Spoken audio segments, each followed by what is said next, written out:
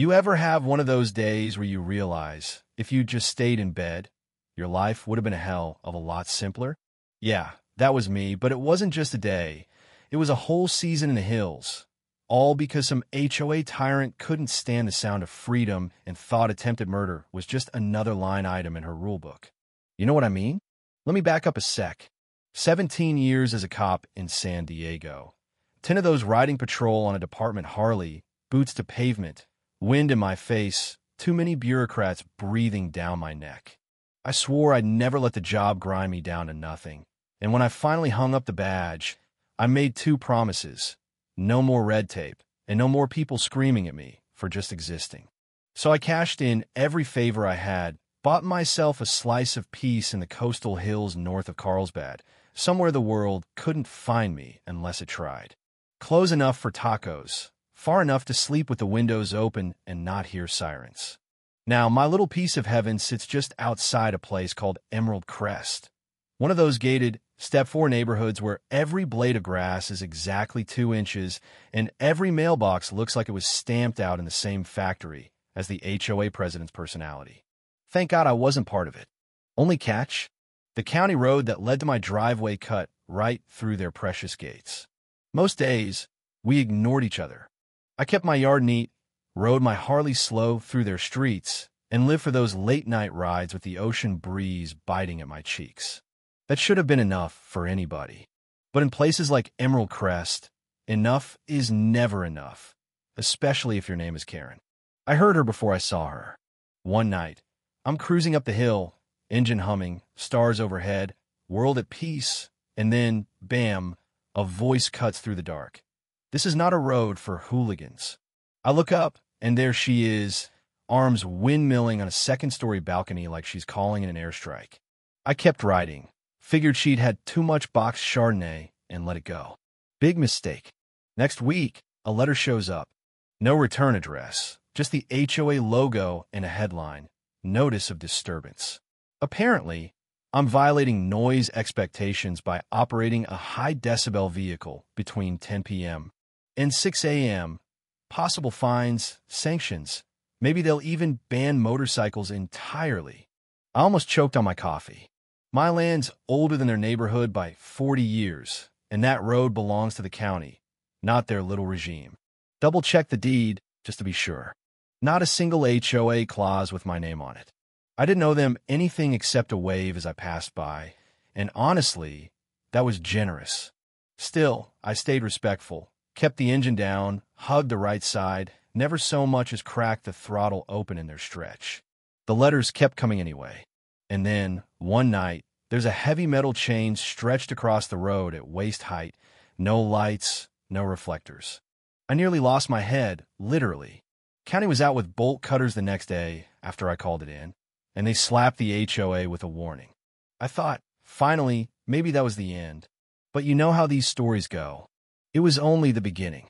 Next evening, I get home, and she's waiting, Karen herself, standing at my gate, arms folded, manila folder in hand, looking like a principal ready to hand out suspensions. Beige blazer, pursed lips, the whole deal. You must be Daniel Randall, she says, not a hint of a handshake. President Karen Bennett, Emerald Crest HOA. I didn't get off my bike. That's me, I said. Your problem, she shot back. And you need to stop disturbing the peace of this community. I just stared at her.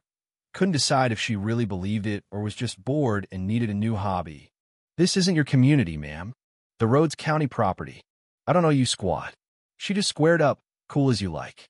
We'll see about that. I promise you, I will find a way to remove this nuisance. That's when I knew this wasn't about noise or even the HOA rules. This was about control, plain and simple. So, I let her know, you should know I have full security on my property. Cameras, audio, everything records to the cloud. She spun on her heel, not another word. I'd spent too long watching threats turn into nightmares to ignore hers. So the next morning, I filed an incident report with the sheriff, just for the record. Sent everything to my lawyer, Carl. He's the kind of guy who could fall asleep reading a murder confession, but he's thorough. Keep everything, he said. Screenshots, timestamps, all of it.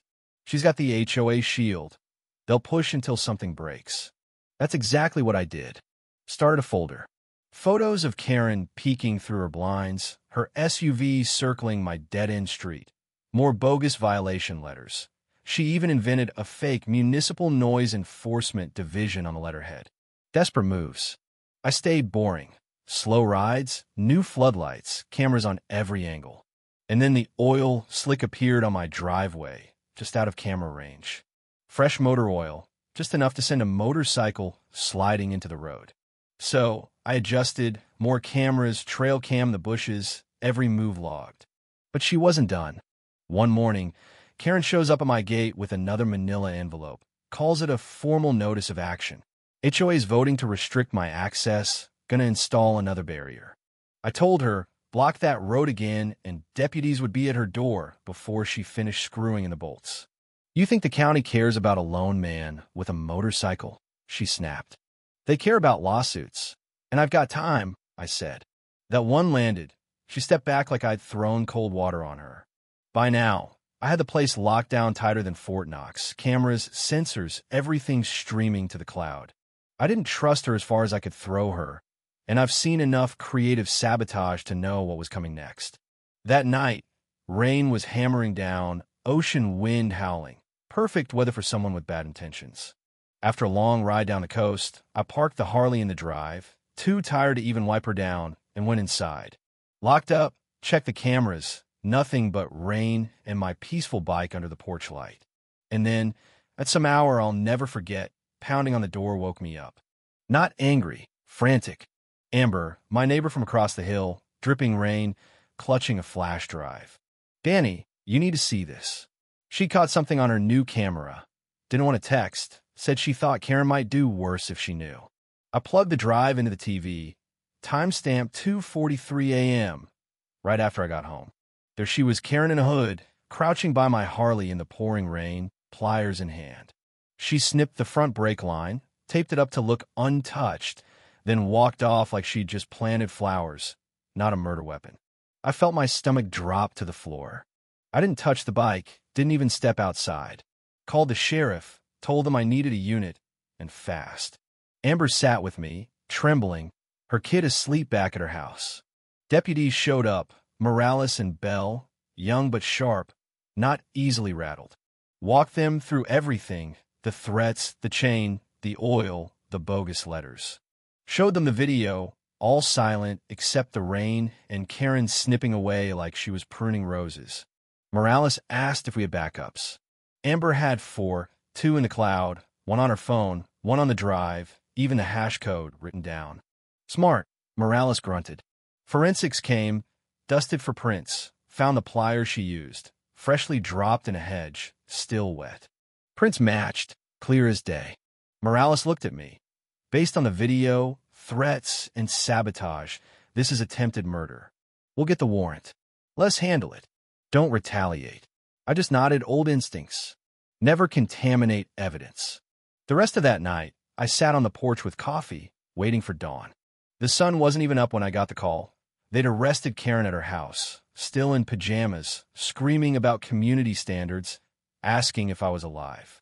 She made bail by lunchtime, money and connections, you know how it goes.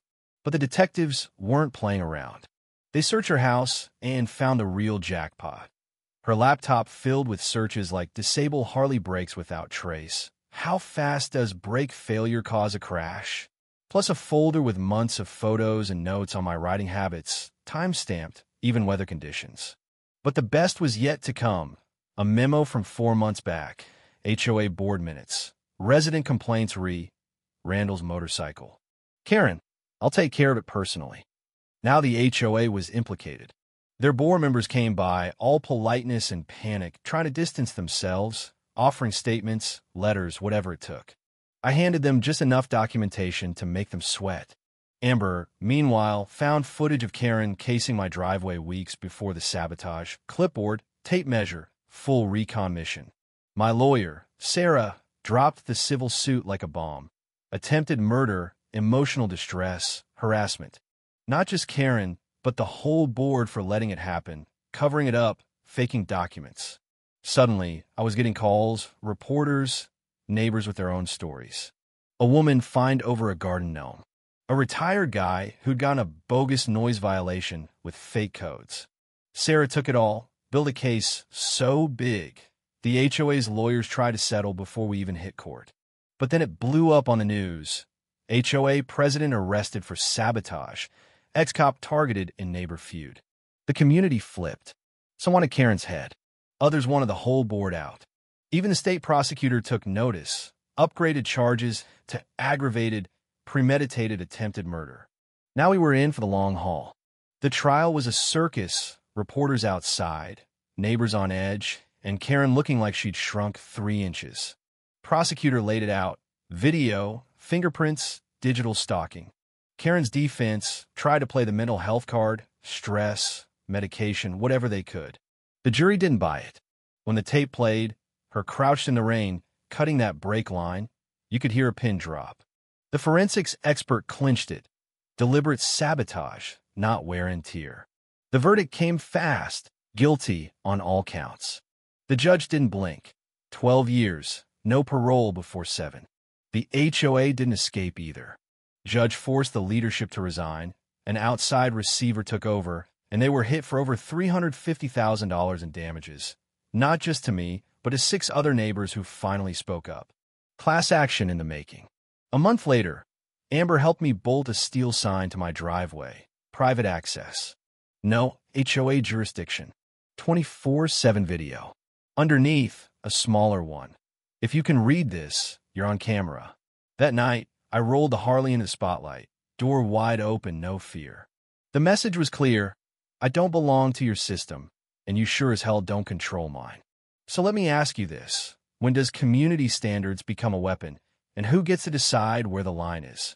Drop your thoughts below.